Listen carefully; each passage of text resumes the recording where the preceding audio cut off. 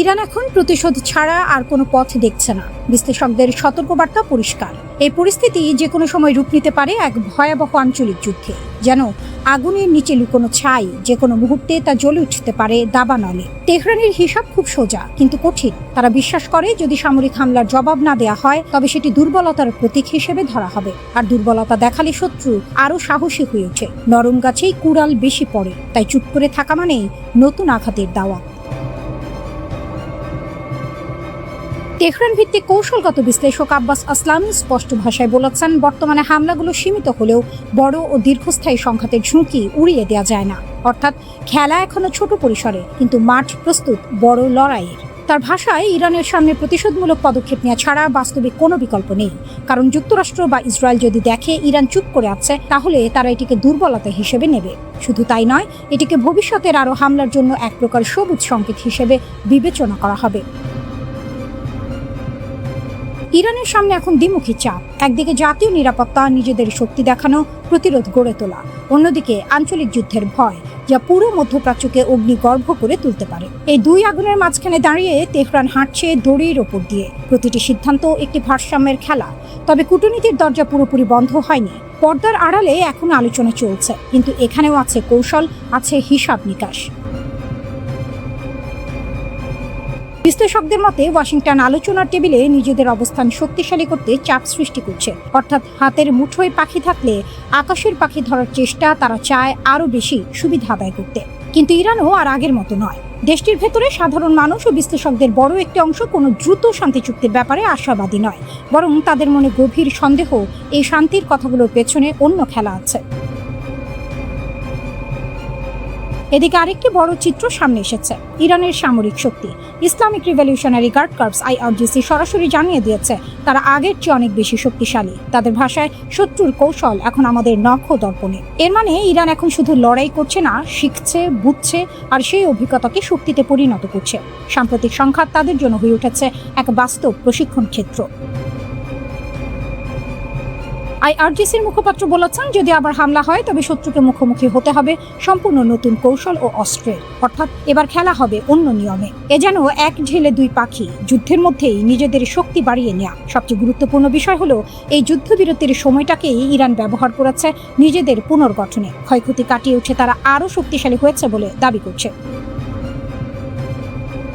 পশ্চিমা প্রচারণা যেখানে বলছে ইরান দুর্বল, সেখানে তেহরান বলছে বাস্তবতা ঠিক উল্টো। আর এই দাবির সবচেয়ে বড় প্রমাণ হরমুজ প্রণালী। বিশ্বের অন্যতম গুরুত্বপূর্ণ এই নৌপথ এখনও ইরানের নিয়ন্ত্রণে। মার্কিন যুক্তরাষ্ট্র তার বিশাল সামরিক শক্তি ব্যবহার করেও এই নিয়ন্ত্রণ ভাঙতে পারেনি।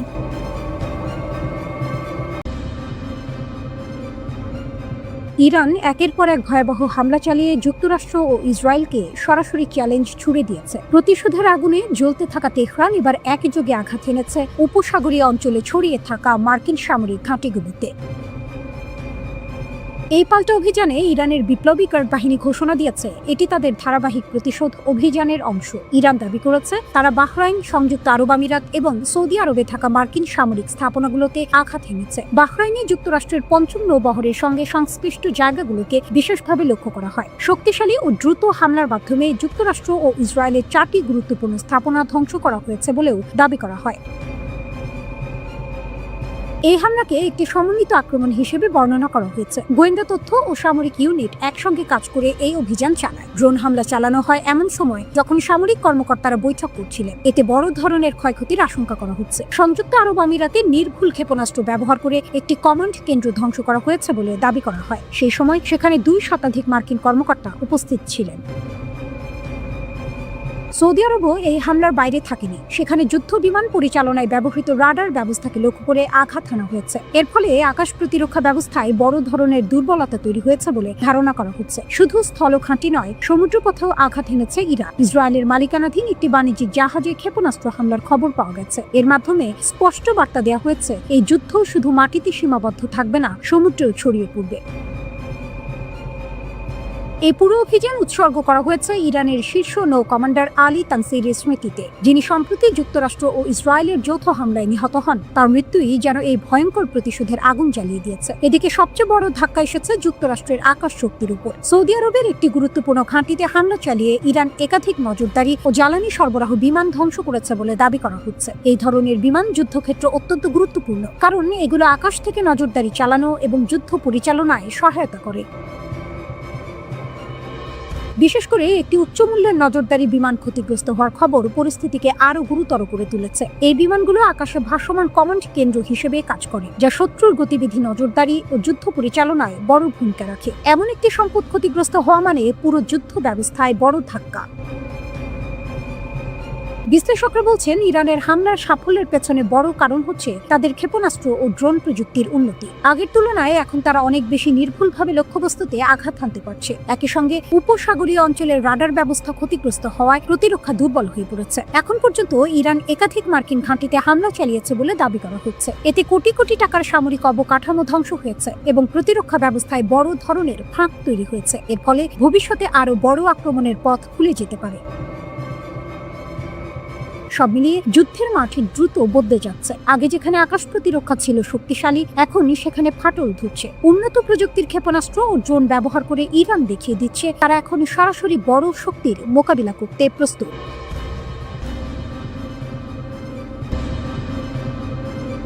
নিঃশব্দে সেনা জড়ো করছে যুক্তরাষ্ট্র। লক্ষ্য ইরানের সবচেয়ে গুরুত্বপূর্ণ দুটি জায়গা, খার্ক দ্বীপ এবং হরমুজ প্রণালী। কিন্তু এই অভিযান কি সহজ হবে, নাকি মার্কিন স্থল সেনাদের জন্য অপেক্ষা করছে এক ভয়ঙ্কর নরক? হরমুজ প্রণালী বিশ্বের জ্বালানি সরবরাহের হৃৎপিণ্ড। এই সরু জলপথ দিয়ে যায় বিশ্বের প্রায় 30% তেল। আর খার্ক দ্বীপ, সেটি ইরানের অর্থনীতির প্রাণ। দেশটির প্রায় 90% তেল এখান থেকেই রপ্তানি হয়। তাই এই দুটি জায়গা দখল মানে ইরানকে শ্বাসরোধ করা। কিন্তু ইরান কি এত সহজে হার মানবে? বিশ্লেষকদের মতে মোটেও না। বরং মার্কিন সেনারা যদি খার্ক দ্বীপে পা রাখে, তাহলে শুরু হবে এক ভয়াবহ যুদ্ধ, যেখানে প্রতিটি ইঞ্চি মাটি হয়ে উঠবে মৃত্যু ফাঁদ। ইরান ইতোমধ্যে প্রস্তুত। উপকূল থেকে মাত্র 20 মাইল দূরে খার্ক দ্বীপে ড্রোন, ক্ষেপণাস্ত্র এবং ভারী অস্ত্র দিয়ে সহজেই আঘাত হানা সম্ভব। ধারণা করা হচ্ছে সেখানে এখনো শক্ত অবস্থানে রয়েছে ইরানের বিপ্লবী গার্ড বাহিনী। শুধু তাই নয়, পুরো দ্বীপ জুড়ে পেতে রাখা হয়েছে আইইডি অর্থাৎ বিস্ফোরক ফাঁদ। মানে মার্কিন সেনারা নামলেই শুরু হবে রক্তক্ষয়ী সংঘর্ষ। বিশেষজ্ঞরা বলছেন এটি কোনো সাধারণ যুদ্ধ হবে না, এটি হবে গেরিলা স্টাইল লড়াই। প্রতিটি রাস্তা, প্রতিটি স্থাপনা, এমনকি পরিত্যক্ত জায়গাও হয়ে উঠতে পারে হামলার কেন্দ্র। ইরানের লক্ষ্য হবে একটাই, মার্কিন সেনাদের বড় ধরনের ক্ষতি করা, যাতে যুক্তরাষ্ট্রের ভেতরে রাজনৈতিক চাপ তৈরি হয়। কিন্তু এখানেই শেষ নয়। ইরান শুধু খার্ক দ্বীপেই সীমাবদ্ধ থাকবে না। পুরো পারস্য উপসাগর অঞ্চল জুড়ে তারা ছড়িয়ে দিতে পারে আগুন। তেল শোধনাগার, বিদ্যুৎ কেন্দ্র, বন্দর সবই হতে পারে লক্ষ্যবস্তু। এতে শুধু যুদ্ধই নয়, বিশ্ব অর্থনীতিও কেঁপে উঠবে। বিশেষ করে জ্বালানি বাজারের প্রভাব হবে ভয়াবহ। তেলের দাম হঠাৎ করে বেড়ে যেতে পারে, যা পুরো পৃথিবীতে অর্থনৈতিক সংকট তৈরি করবে। ইসরায়েলও এই সংঘাতের কেন্দ্রবিন্দুতে রয়েছে। ইতোমধ্যেই ইরান ক্ষেপণাস্ত্র হামলার মাধ্যমে ইসরায়েলকে বার্তা দিয়েছে এই যুদ্ধ একমুখী নয়। যদি যুক্তরাষ্ট্র ও ইসরায়েল চাপ বাড়ায়, তাহলে পাল্টা আঘাত আরও তীব্র হবে। এর সঙ্গে যুক্ত হয়েছে ইরানের প্রক্সি বা মিত্র গোষ্ঠীগুলো। ইরাকের মিলিশিয়া, লেবাননের হিজবুল্লাহ আর ইয়েমেনের হুথিরা সবাই যেন প্রস্তুত। তারা ইতিমধ্যেই বিভিন্ন জায়গায় রকেট ও ড্রোন হামলা চালিয়েছে। বিশেষ করে হুথিরা লোহিত সাগরে বড় ভূমিকা নিতে পারে। তারা যদি বাব আল মান্দাব প্রণালী অবরোধ করে, তাহলে বিশ্ব বাণিজ্যের আরেকটি বড় পথ বন্ধ হয়ে যাবে। এই প্রণালী দিয়ে বিশ্বের প্রায় 10% জ্বালানি পরিবহন হয়। একসঙ্গে দুটি গুরুত্বপূর্ণ সমুদ্রপথ, হরমুজ এবং বাব আল মান্দাব, যদি অচল হয়ে যায়, তাহলে কি ভয়াবহ পরিস্থিতি তৈরি হবে। বিশেষজ্ঞরা বলছেন এটি হবে দ্বিমুখী যুদ্ধ। একদিকে সরাসরি সংঘর্ষ, অন্যদিকে অর্থনৈতিক ও সামুদ্রিক চাপ। এতে যুক্তরাষ্ট্র, ইসরায়েল এবং তাদের মিত্রদের একসঙ্গে একাধিক ফ্রন্ট সামলাতে হবে। সবচেয়ে বড় প্রশ্ন এখন, যুক্তরাষ্ট্র কি সত্যি স্থল হামলায় ঝুঁকি নেবে? কারণ ইতিহাস বলছে ইরানের মাটিতে যুদ্ধ কখনো সহজ হয়নি। এখানে প্রতিটি যুদ্ধ দীর্ঘ, জটিল এবং ব্যয়বহুল হয়ে ওঠে। আর যদি সেই যুদ্ধ শুরু হয়, তাহলে খার্ক দ্বীপ হয়ে উঠতে পারে মার্কিন সেনাদের জন্য এক ভয়ঙ্কর ফাঁদ, একটি জীবন্ত নরক। ইরান যুদ্ধ আর শুধু কয়েকটি দেশের মধ্যে সীমাবদ্ধ নেই, এটি ধীরে ধীরে বিশ্বব্যাপী শক্তির লড়াইয়ে রূপ নিচ্ছে। এক ঘটনায় পরিস্থিতি আরো জটিল হয়ে উঠেছে। ইরান দাবি করেছে তারা সংযুক্ত আরব আমিরাতের দুবাই শহরে একটি গুরুত্বপূর্ণ সামরিক স্থাপনায় হামলা চালিয়েছে। এই স্থাপনাটি ইউক্রেনের সঙ্গে যুক্ত ছিল বলে অভিযোগ করা হয়েছে। ইরানের সামরিক কর্তৃপক্ষ বলছে এটি ছিল ড্রোন প্রতিরোধ ব্যবস্থার একটি গুদাম, যা যুক্তরাষ্ট্রের সামরিক কার্যক্রমে সহায়তা করছিল। ইউক্রেনের একটি ড্রোন ডিপোতে হামলা চালিয়েছে ইরান, যাতে দেশটির 21 ড্রোন বিশেষজ্ঞের প্রাণহানির আশঙ্কা করা হচ্ছে। হামলাটি সংযুক্ত আরব আমিরাতে অবস্থিত ইউক্রেনের একটি ডিপোকে লক্ষ্য করে ইরানের Islamic Revolutionary Guard Corps IRGC পরিচালনা করেছে। IRGC দাবি করেছে যে সংযুক্ত আরব আমিরাতের দুবাইতে একটি ইউক্রেনীয় অ্যান্টি ড্রোন সিস্টেম সংরক্ষণাগারে ক্ষেপণাস্ত্র হামলা চালিয়ে সেটি ধ্বংস করা হয়েছে। এই হামলা নতুন এক বার্তা দিচ্ছে, যুদ্ধ এখন শুধু মধ্যপ্রাচ্যের ভেতরে সীমাবদ্ধ নেই, ইউক্রেনের মতো দূরের দেশও এই সংঘাতের অংশ হয়ে যাচ্ছে। বিশেষজ্ঞরা বলছেন এটি বড় ধরনের উত্তেজনার ইঙ্গিত। এই ঘটনার ঠিক আগে ইউক্রেনের প্রেসিডেন্ট ভলোদিমির জেলেনস্কি হঠাৎ করেই সংযুক্ত আরব আমিরাত সফর করেন। সেখানে দুই দেশের মধ্যে প্রতিরক্ষা সহযোগিতা বাড়ানোর বিষয়ে আলোচনা হয়। অনেকের ধারণা এই সফরের পরই ইরান দ্রুত প্রতিক্রিয়া দেখিয়েছে। তবে এর পেছনে আরো বড় একটি চিত্র রয়েছে। যুক্তরাষ্ট্র ও ইউরোপের কর্মকর্তারা জানিয়েছেন রাশিয়া এখন ইরানের কাছে উন্নত ড্রোন পাঠাচ্ছে। এগুলো সাধারণ ড্রোন নয়, এগুলো আগের প্রযুক্তির উন্নত সংস্করণ। উল্লেখযোগ্য বিষয় হলো এই প্রযুক্তি একসময় ইরানই রাশিয়াকে দিয়েছিল। পরে ইউক্রেন যুদ্ধে রাশিয়া এই ড্রোন আরো উন্নত করে। এখন সেই উন্নত প্রযুক্তি আবার ইরানের হাতে ফিরে আসছে, অর্থাৎ এক ধরনের সামরিক প্রযুক্তির বিনিময় চলছে। এই উন্নত ড্রোন যুক্ত হলে ইরানের হামলার ক্ষমতা আরো বেড়ে যাবে। ইতোমধ্যে ইরান নিয়মিতভাবে ইসরায়েল, উপসাগরীয় দেশ এবং মার্কিন ঘাঁটিগুলো লক্ষ্য করে ড্রোন হামলা চালাচ্ছে। বিশ্লেষকরা বলছেন এই নতুন প্রযুক্তি ইরানকে আরো নির্ভুল ও শক্তিশালী আঘাত হানতে সাহায্য করবে, ফলে যুদ্ধের ধরনও বদলে যেতে পারে। এদিকে রাশিয়া শুধু সামরিক সহযোগিতাই দিচ্ছে না, মানবিক সহায়তাও পাঠাচ্ছে। খাদ্য ও ওষুধের বড় চালান ইরানে পাঠানো হয়েছে। তবে এর আড়ালে যে সামরিক সহযোগিতা বাড়ছে তা এখন স্পষ্ট। ব্রিটিশ প্রতিরক্ষা বিশ্লেষণ বলছে রাশিয়া ইতোমধ্যে ইরানকে প্রশিক্ষণ, গোয়েন্দা তথ্য এবং ড্রোন যুদ্ধের কৌশল শেখাচ্ছে। অন্যদিকে ইরানও রাশিয়াকে বিভিন্ন তথ্য দিয়ে সহায়তা করছে। এই সহযোগিতা দেখাচ্ছে দুই দেশের মধ্যে একটি শক্তিশালী জোট তৈরি হচ্ছে। তবে এই সম্পর্ক পুরোপুরি মসৃণ নয়। ইউরোপীয় সূত্র বলছে ইরান এখনো কিছুটা অসন্তুষ্ট, কারণ আগের সংঘাতে রাশিয়া সরাসরি ইরানকে সমর্থন দেয়নি, বিশেষ করে ইসরায়েলের সঙ্গে সংঘর্ষের সময়। তবুও বাস্তবতা হলো দুই দেশ আবারও একসঙ্গে কাজ করছে। সামরিক প্রযুক্তি ও কৌশল বিনিময়ের মাধ্যমে তারা নিজেদের শক্তি বাড়াচ্ছে। এদিকে একটি বড় অর্থনৈতিক চুক্তিও হয়েছে। প্রায় $1.7 বিলিয়ন ড্রোন প্রযুক্তি চুক্তি ইতোমধ্যে যুদ্ধের ময়দানে প্রভাব ফেলেছে। এখন এই প্রভাব মধ্যপ্রাচ্যেও ছড়িয়ে পড়তে পারে। মধ্যপ্রাচ্যে আগুন জ্বলছে, কিন্তু এই আগুন কি নতুন কোনো শক্তির ভারসাম্য তৈরি করছে, নাকি উন্মোচন করছে বহু পুরনো এক বাস্তবতা, যেখানে যুক্তরাষ্ট্রের দেওয়া নিরাপত্তা নিশ্চয়তাই এখন পরিণত হয়েছে বড় ঝুঁকিতে? প্রথম দেখায় মনে হতে পারে অঞ্চলটি বদলে যাচ্ছে, কিন্তু বাস্তবতা ভিন্ন। এখানে নতুন কিছু তৈরি হচ্ছে না, বরং পুরনো কাঠামোই আরো স্পষ্ট হয়ে উঠছে। সংকটের মুহূর্তগুলো শুধু দেখিয়ে দেয় কার হাতে ধ্বংসের ক্ষমতা, কে সেই ধ্বংসের আঘাত সহ্য করে, আর কার মাটি যুদ্ধের ময়দান হয়ে যায়। ইরানকে ঘিরে চলমান যুদ্ধ এই বাস্তবতাকে আরো নগ্নভাবে সামনে এনেছে। হঠাৎ করে স্পষ্ট হয়ে গেছে এই অঞ্চলের সামরিক ঘাঁটি, জোট আর অবকাঠামো আসলে কিভাবে প্রতিশোধের মানচিত্রে পরিণত হয়। দশকের পর দশক ধরে অনেক আরব দেশ তাদের নিরাপত্তা গড়ে তুলেছে যুক্তরাষ্ট্রের ওপর নির্ভর করে। মার্কিন সামরিক ঘাঁটি, যৌথ প্রতিরক্ষা ব্যবস্থা, অস্ত্র ক্রয়, সব মিলিয়ে তৈরি হয়েছে এক বিশাল নিরাপত্তা কাঠামো। বাইরে থেকে এটাকে বলা হয়েছে সুরক্ষা। কিন্তু প্রশ্ন হচ্ছে, এটা কি সত্যিই সুরক্ষা ছিল? বাস্তবে এই কাঠামো শুধু রক্ষা করার জন্য নয়, বরং একটি নির্দিষ্ট শক্তির প্রভাব বজায় রাখার জন্য তৈরি। এখানে যুদ্ধ কোনো দুর্ঘটনা নয়, বরং একটি পদ্ধতি, একটি উপায় যার মাধ্যমে সংকট নিয়ন্ত্রণ করা হয় এবং ক্ষমতা ধরে রাখা হয়। এই কাঠামোর ভেতরে ইরানকে সবসময় একটি স্থায়ী হুমকি হিসেবে তুলে ধরা হয়েছে, কারণ ইরান একটি বিপ্লবের মাধ্যমে এমন এক শাসন ব্যবস্থা গড়ে তুলেছে যা বাইরের প্রভাবকে চ্যালেঞ্জ করে। ফলে অস্থিতিশীলতা শব্দটি ব্যবহার করে তাকে হুমকি হিসেবে দেখানো হয়েছে। কিন্তু বাস্তবতা আরো জটিল। ইরান ও উপসাগরীয় দেশগুলোর সম্পর্ক সবসময় শত্রুতাপূর্ণ ছিল না। কখনো প্রতিদ্বন্দ্বিতা, কখনো সমঝোতা, কখনো সহযোগিতা, সবই ছিল। কিন্তু মার্কিন নিরাপত্তা কাঠামো এই সম্পর্ককে একরকম ভাবে স্থায়ী হুমকিতে পরিণত করেছে। যে ঘাঁটিগুলো একসময় নিরাপত্তার প্রতীক ছিল সেগুলোই এখন আক্রমণের প্রধান লক্ষ্যবস্তু। কারণ এগুলো শুধু প্রতিরক্ষার জন্য নয়, এগুলো শক্তি প্রদর্শনের কেন্দ্র, যুদ্ধ পরিচালনার কেন্দ্র। একই চিত্র দেখা যায় হরমুজ প্রণালীতেও। বিশ্বের প্রায় 1/5 তেল এই সরু পথ দিয়ে যায়। উপসাগরীয় অর্থনীতির প্রাণ ভ্রমরা এটি। কিন্তু যুদ্ধের উত্তাপে এখানেও সামরিক উত্তেজনা বাড়ছে। যুক্তরাষ্ট্র সামরিক পদক্ষেপ বাড়াচ্ছে, অথচ এর ঝুঁকি বহন করছে মূলত আঞ্চলিক দেশগুলো। তেল রপ্তানি বাধাগ্রস্ত হচ্ছে, বিমান খরচ বাড়ছে, বাজারে অস্থিরতা তৈরি হচ্ছে। কিন্তু এই ক্ষতিকে অনেক সময় ছোট মূল্য হিসেবে দেখা হয় বৃহত্তর কৌশলগত স্বার্থের তুলনায়। যে নিরাপত্তা নিশ্চয়তার কথা বলা হয় তা আসলে পূর্ণাঙ্গ প্রতিরক্ষা চুক্তি নয়। অস্ত্র ক্রয়ের মাধ্যমেও এই নির্ভরতা আরও গভীর হয়। কারণ শুধু অস্ত্র নয়, এর সঙ্গে জড়িয়ে থাকে রক্ষণাবেক্ষণ, প্রশিক্ষণ, প্রযুক্তি, সবকিছু।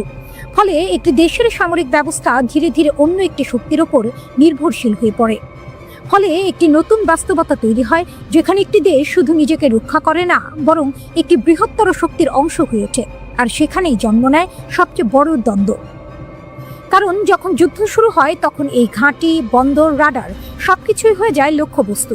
তখন একটি দেশ শুধু নিরাপত্তা পায় না, বরং নিজের ভূখণ্ডকেই যুদ্ধের অংশ করে তোলে। সাইরেন, বিস্ফোরণ, ড্রোনের গুঞ্জন সব মিলিয়ে যুদ্ধ এক ভয়ঙ্কর অধ্যায়ে প্রবেশ করেছে। আর এই উত্তেজনার কেন্দ্রে রয়েছে ইরানের এলিট বাহিনী, ইসলামিক রিভলিউশনারি গার্ড কর্পস। ইরানের এই বাহিনী দাবি করেছে তারা ইসরায়েলের গুরুত্বপূর্ণ সামরিক ও মহাকাশ অস্ত্র উৎপাদন কেন্দ্রগুলোর ওপর হামলা চালিয়েছে। শুধু তাই নয়, আকাশে জ্বলে উঠেছে ইরানের ভয়ঙ্কর ক্ষেপণাস্ত্র। এর মধ্যে ছিল hypersonic ballistic missile, Fattah hypersonic missile, যা কয়েক মিনিটের মধ্যেই লক্ষ্যবস্তুতে আঘাত হানতে সক্ষম। এর পাশাপাশি দীর্ঘপাল্লার ক্ষেপণাস্ত্র ব্যবহার করা হয়েছে বলে দাবি করা হয়েছে। এর মধ্যে রয়েছে ইমাদ মিসাইল এবং গাদার মিসাইল। ইরানের ভাষ্য অনুযায়ী এই হামলার লক্ষ্য ছিল ইসরায়েলের সামরিক মহাকাশ প্রযুক্তি কেন্দ্রগুলো। যদিও কোন নির্দিষ্ট স্থাপনায় আঘাত হানা হয়েছে তা স্পষ্ট করে বলা হয়নি। এদিকে ইসরায়েলি সংবাদ মাধ্যম দ্য টাইমস অফ ইসরায়েল জানিয়েছে, হামলার সময় উত্তর ইসরায়েলে সাইরেন বেজে ওঠে। একই সঙ্গে জেরুজালেম অঞ্চলেও সতর্কবার্তা জারি করা হয়, কারণ ইসরায়েলি সেনাবাহিনী, ইসরায়েল ডিফেন্স ফোর্সেস ইরান থেকে ক্ষেপণাস্ত্র ছোড়ার সংকেত শনাক্ত করছিল। ইসরায়েলের দাবি, ইরান থেকে সীমিত সংখ্যক ক্ষেপণাস্ত্র ছোড়া হয়েছিল। এর বেশিরভাগই প্রতিরক্ষা ব্যবস্থায় ধ্বংস করা হয়েছে অথবা খোলা জায়গায় গিয়ে পড়েছে। তবে একটি ক্ষেপণাস্ত্র ধ্বংস হওয়ার পর তার ধ্বংসাবশেষ মধ্য ইসরায়েলের কয়েকটি এলাকায় পড়ে। আল জাজিরা এর প্রতিবেদনে বলা হয়েছে, ক্ষেপণাস্ত্রের টুকরো তেল আবিবের কাছে কয়েকটি শহরে পড়ে। এর মধ্যে ছিল শাম, রিশন লেৎসিয়ন, লড এবং নেস জিওনার মতো এলাকা। এই যুদ্ধের ভয়াবহতা বোঝা যায় আরেকটি পরিসংখ্যান থেকে। ইসরায়েলের স্বাস্থ্য মন্ত্রণালয়ের তথ্য অনুযায়ী যুক্তরাষ্ট্র ও ইসরায়েলের সঙ্গে সংঘাত শুরু হওয়ার পর থেকে অন্তত ৩,৩৬৯ জন মানুষ আহত হয়ে হাসপাতালে ভর্তি হয়েছে। শুধু গত ২৪ ঘন্টাতেই আহত হয়েছে ১৪২ জন। ইরানের হামলা শুধু ইসরায়েলেই থেমে থাকেনি। ইরানি বাহিনী দাবি করেছে তারা মধ্যপ্রাচ্যের মার্কিন সামরিক ঘাঁটিগুলোকেও লক্ষ্য করেছে। এর মধ্যে রয়েছে আবুধাবির আল ধাফরা বিমান ঘাঁটি এবং বাহরাইনের জুফাইরি নৌ ঘাঁটি। এই হামলায় ইরান ব্যবহার করেছে তাদের শক্তিশালী ব্যালিস্টিক মিসাইল জুলফিকার মিসাইল। এদিকে সংঘাতের আরেকটি উত্তপ্ত কেন্দ্র হয়ে উঠেছে ইরাক। বাগদাদে অবস্থিত মার্কিন দূতাবাসের কাছে আবারও ড্রোন হামলার ঘটনা ঘটেছে। সাইরেন বাজতে শুরু করে পুরো শহরে। ইরাকি নিরাপত্তা বাহিনী জানায় তারা কয়েকটি ড্রোন ভূপাতিত করতে সক্ষম হয়েছে। এর মধ্যেই নতুন আতঙ্ক তৈরি করেছে একটি ভিডিও। ইরানপন্থী ইরাকি গোষ্ঠী কাতাইব হেজবুল্লাহ দাবি করেছে তারা বাগদাদের কাছে মার্কিন ঘাঁটি ক্যাম্প ভিক্টোরিতে ড্রোন হামলা চালিয়েছে। ভিডিওতে দেখা যায় ছোট একটি ড্রোন ঘাঁটির উপর দিয়ে উড়ে গিয়ে সরাসরি একটি ভবনের দিকে ধেয়ে যাচ্ছে। এই ড্রোনগুলোকে বলা হয় FPV ড্রোন। এগুলোতে ছোট ক্যামেরা থাকে এবং অপারেটর সরাসরি ভিডিও দেখে ড্রোনটি লক্ষ্যবস্তুতে পরিচালনা করতে পারে। অবিশ্বাস্য হলেও সত্য, এই ড্রোনগুলোর দাম মাত্র কয়েকশ ডলার, কিন্তু ক্ষয়ক্ষতি করতে পারে কোটি কোটি ডলারের সামরিক স্থাপনায়। মধ্যপ্রাচ্যের উত্তপ্ত যুদ্ধের মাঝে হঠাৎ করে ছড়িয়ে পড়ে এক চাঞ্চল্যকর গুজব। ইসরায়েলের প্রধানমন্ত্রী বেনিয়ামিন নেতানিয়াহু নাকি নিহত হয়েছেন। সামাজিক যোগাযোগ মাধ্যমে মুহূর্তের মধ্যেই দাবানলের মতো ছড়িয়ে পড়ে এই খবর। কেউ লিখছে নেতানিয়াহু আর নেই, কেউ আবার দাবি করছে ইরানের হামলায় তাকে হত্যা করা হয়েছে। কিন্তু ইসরায়েল সরকার দ্রুতই এই গুজবকে মিথ্যা বলে উড়িয়ে দেয়। প্রধানমন্ত্রীর কার্যালয় স্পষ্টভাবে জানায় নেতানিয়াহু সম্পূর্ণ সুস্থ আছেন। এক বিবৃতিতে বলা হয় প্রধানমন্ত্রী ভালো আছেন। এই বক্তব্য দেওয়া হয় তুরস্কের সংবাদ সংস্থা আনাদোলু এজেন্সিকে। তবুও গুজব থামেনি। সামাজিক মাধ্যমে নানা পোস্ট, মিম এবং বিকৃত স্ক্রিনশট ছড়িয়ে পড়ে, যা রহস্যকে আরো ঘনীভূত করে তোলে। এই পরিস্থিতির মধ্যেই নতুন করে আলোচনায় আসে ইরানের বিপ্লবী গার্ড বাহিনী ইসলামিক রিভলিউশনারি গার্ড কর্পস। তারা এক কঠোর বার্তায় জানায়, যদি নেতানিয়াহু এখনো বেঁচে থাকেন তাহলে তাকে খুঁজে বের করে হত্যা করা হবে। তাদের বিবৃতিতে বলা হয়, এই অপরাধী যদি জীবিত থাকে আমরা তাকে অনুসরণ করব এবং শেষ পর্যন্ত হত্যা করব। এদিকে যুদ্ধের উত্তেজনার মধ্যেই নেতানিয়াহু 14ই মার্চ সামাজিক মাধ্যমে যুদ্ধ পরিস্থিতি নিয়ে একটি ভিডিও বার্তা প্রকাশ করে। কিন্তু আশ্চর্যের বিষয়ে মানুষ তার বক্তব্যের চেয়ে বেশি নজর দেয় ভিডিওর একটি অদ্ভুত বিষয় নিয়ে। কিছু ব্যবহারকারী দাবি করেন ভিডিওতে নেতানিয়াহুর হাতে নাকি 6টি আঙুল দেখা গেছে। এরপরই শুরু হয় নতুন বিতর্ক। অনেকেই বলতে শুরু করেন ভিডিওটি হয়তো কৃত্রিম বুদ্ধিমত্তা দিয়ে তৈরি করা হয়েছে। সেই সন্দেহ থেকেই আবার নতুন করে ছড়িয়ে পড়ে নেতানিয়াহু মারা গেছেন গুজব। এই বিভ্রান্তির মধ্যে সামাজিক মাধ্যম প্ল্যাটফর্ম এক্স এর কৃত্রিম বুদ্ধিমত্তা সহকারী গ্রক হস্তক্ষেপ করে। এই সহকারী জানায় নেতানিয়াহুর মৃত্যুর দাবি সম্পূর্ণ ভিত্তিহীন। এটি বিভিন্ন তথ্য যাচাই সংস্থা ও সংবাদ মাধ্যমের প্রতিবেদনে উল্লেখ করে। এর মধ্যে ছিল স্নপস এবং দ্য টাইমস অফ ইসরায়েল।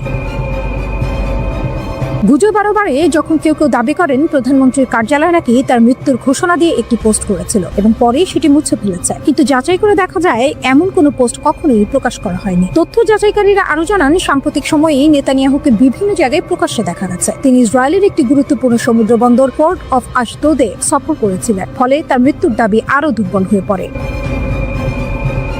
এই বিতর্কের মধ্যেই নেতানিয়াহুর স্ত্রী সারা নেতানিয়াহু সামাজিক মাধ্যমে একটি দীর্ঘ বার্তা প্রকাশ করেন। তার বক্তব্যে ছিল দৃঢ়তা ও প্রতিবাদের সুর। তিনি বলেন, দেশের ক্ষমতার কেন্দ্রবিন্দুতে একটি শক্তিশালী রাজনৈতিক লড়াই চলছে। তবে তিনি দাবি করেন ইসরায়েলের অধিকাংশ মানুষ তাদের পরিবারকে সমর্থন করে এবং সেই সমর্থনই তাদের শক্তি যোগায়।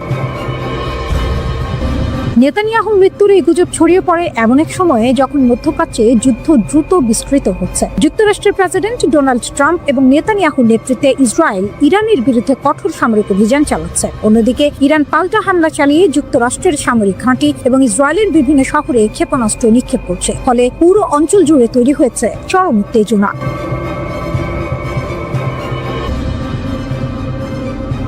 ইরান ইসরায়েলের দিকে ব্যালিস্টিক ক্ষেপণাস্ত্রের ব্যাপক হামলা অব্যাহত রাখে। এই হামলার একটি সিসিটিভি ভিডিও সামাজিক যোগাযোগ মাধ্যমে দ্রুত ভাইরাল হয়ে যায়। ভিডিওটি প্রকাশ করে ইরানের রাষ্ট্রীয় সম্প্রচার মাধ্যম Islamic Republic of Iran broadcasting. ভিডিওতে দেখা যায় একটি ক্লাস্টার ক্ষেপণাস্ত্রের টুকরো মধ্য ইসরায়েলের একটি এলাকায় আঘাত হানছে। মুহূর্তের মধ্যে ভয়ঙ্কর বিস্ফোরণ ঘটে। এরপর আকাশে উঠে যায় ঘন কালো ধোঁয়া। শহরের বিভিন্ন এলাকায় আতঙ্ক ছড়িয়ে পড়ে। এর আগে দক্ষিণ ইসরায়েলে আরেকটি ক্ষেপণাস্ত্র হামলায় 2 জন আহত হন।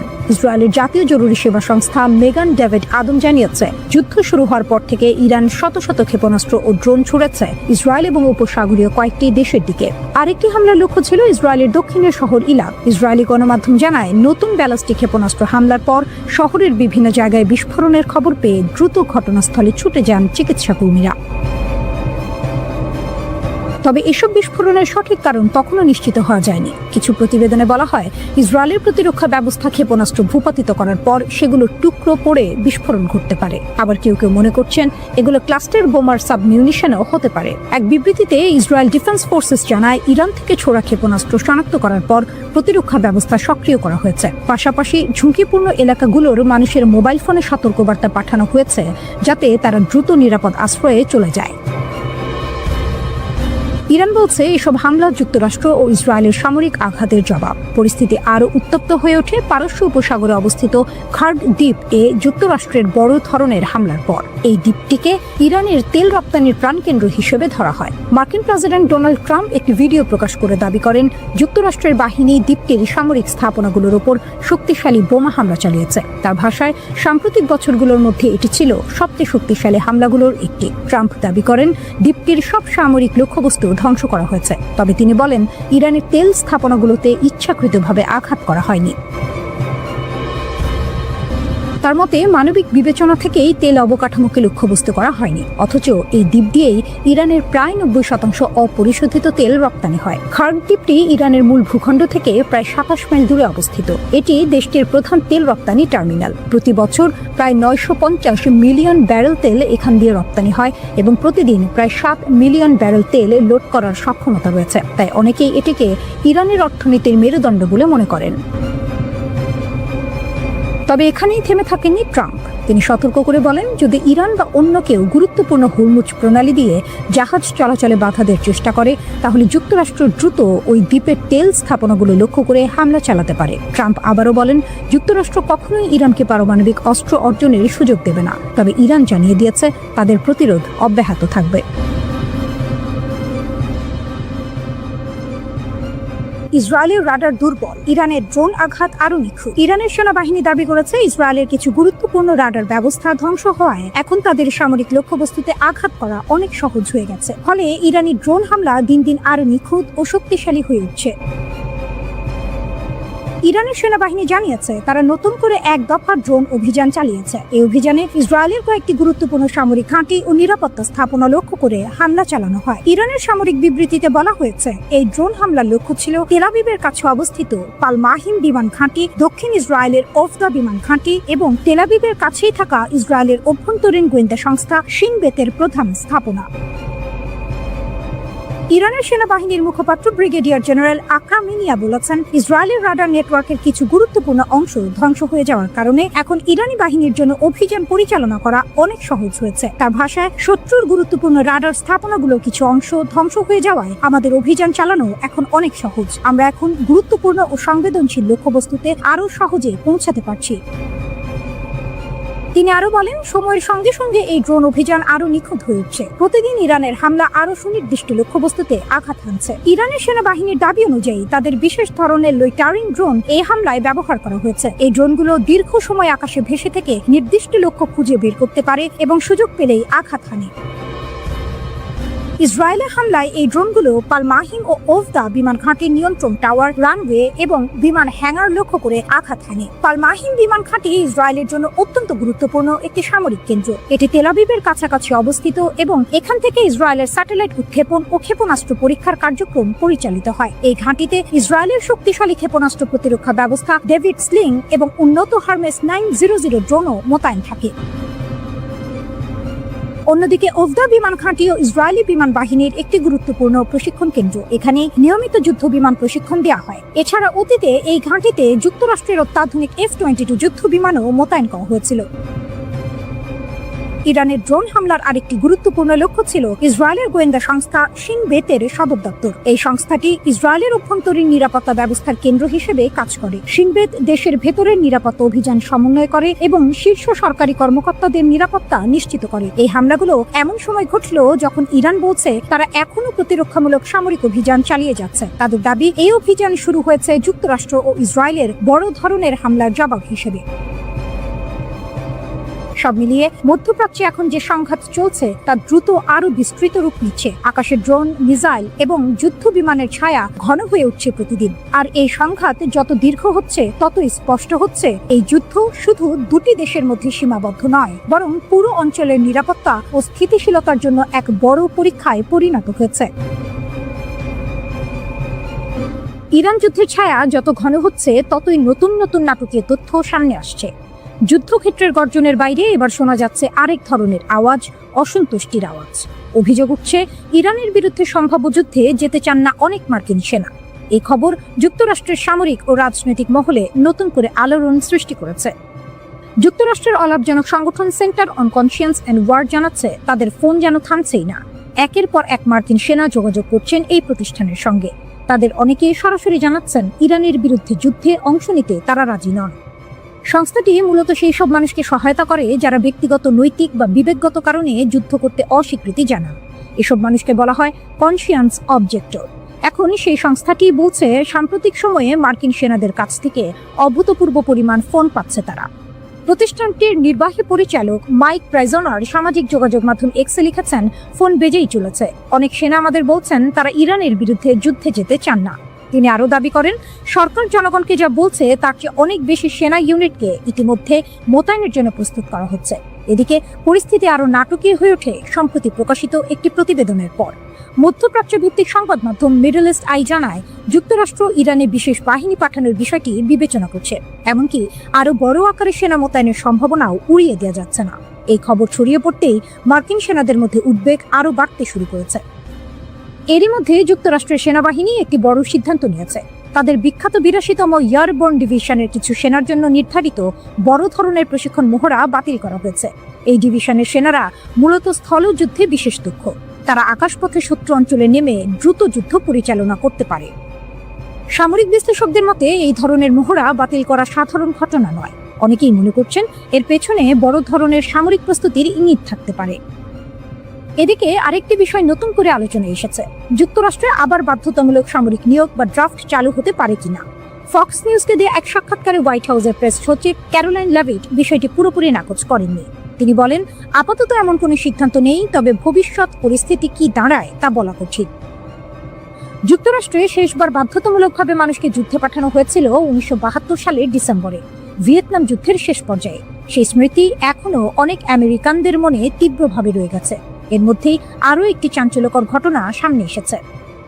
Centre on Conscience and War জানিয়েছে, সম্প্রতি একজন মার্কিন সেনা সদস্য তাদের ফোন করেছেন।